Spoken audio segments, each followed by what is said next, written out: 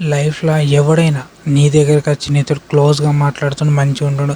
Unknown person అయినా, తెలిసిన వాడైనా నీతోటి క్లోజ్‌గా మాట్లాడుతుండంటే వాడికి నీతో అవసరం అంతే. అవసరం లేకుండా ఎవ్వడు నీతోటి మాట్లాడడు. అవసరం లేకుండా ఈవెన్ నీ ఫ్యామిలీ వాళ్ళు కూడా నీతోటి మాట్లాడరు. ఒక్కసారి ఆలోచించు. ఎవడైనా అమ్మాయి అయినా, అబ్బాయి అయినా ఎవడైనా వచ్చి నీతోటి క్లోజ్‌గా మాట్లాడుతుర్రు, మంచిగా మాట్లాడుతుర్రు అంటే అలర్ట్‌గా ఏదో ఆశించి వచ్చిర్రు వాళ్ళు. ఆశించకుండా ఎప్పటికి రారు. ఒకటి, నీ దగ్గర డబ్బు ఇంతకుముందు డబ్బు లేకపోయి ఇప్పుడు డబ్బు వచ్చిందనుకో, అందరు వస్తారంటే వాళ్ళ డబ్బు చూసి వస్తారు కానీ నిన్ను చూసి కాదు, గుర్తుంచుకో. అంటే నీతో అవసరం పడుతుందని అంతే.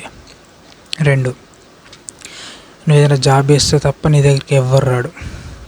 అంటే నీవు సంపాదిస్తే తప్ప నీ దగ్గరికి ఎవ్వరు రారు. ఓకే. అండ్ ఇంకోటి, ఇదే మెయిన్ రీజన్. నువ్వు జాబ్ అని వేయాలా, బిజినెస్ అని వేయాలా, ఈ రెండిట్లో ఏది చేసినా ఖచ్చితంగా ఎవడన్నా ప్రతి ఒక్కరు నీ దగ్గరకు వచ్చి నీతో క్లోజ్ ఉంటారు. అప్పుడు అలర్ట్గా ఎందుకోసం వచ్చారని. ఇంతకుముందు ఎవ్వరు రాలేడు, అర్థమవుతుందా? ఇంతకుముందు నువ్వు జాబ్ చేయనప్పుడు ఎవరు రారు, ఎందుకంటే నీ దగ్గర డబ్బు లేదు కాబట్టి. ఎప్పుడైతే నీ దగ్గర డబ్బు సంపాదించడం స్టార్ట్ చేసినావో, అది అందరికి తెలిసిందనుకో, అప్పటి నుంచి అందరు రావడం జరుగుతుంది. సో అప్పుడే అలర్ట్గా ఈ జాబ్లో మనీ పర్పస్. ఇంకొకటి నార్మల్, నీతోటి ఏదన్నా అవసరం, లైక్ ఏదైనా సహాయం కావచ్చు, ఏదైనా దేనికైనా ఎవరన్నా నీ దగ్గరకు వస్తారు అంటే లైక్ నేను ఫ్రాడ్ చేయాలని కూడా రావచ్చు.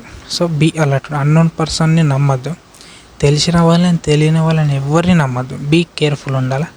ఎందుకంటే చిక్కులో పడ్డావు అనుకో, బయటకు వచ్చి టైం పడుతుంది. సో అందుకే చెప్తున్నా, బీ కేర్ఫుల్ ఉండాలి, అలర్ట్ ఉండాలి. ఎవరికి ఛాన్స్ ఇవ్వకు, బీ కేర్ఫుల్.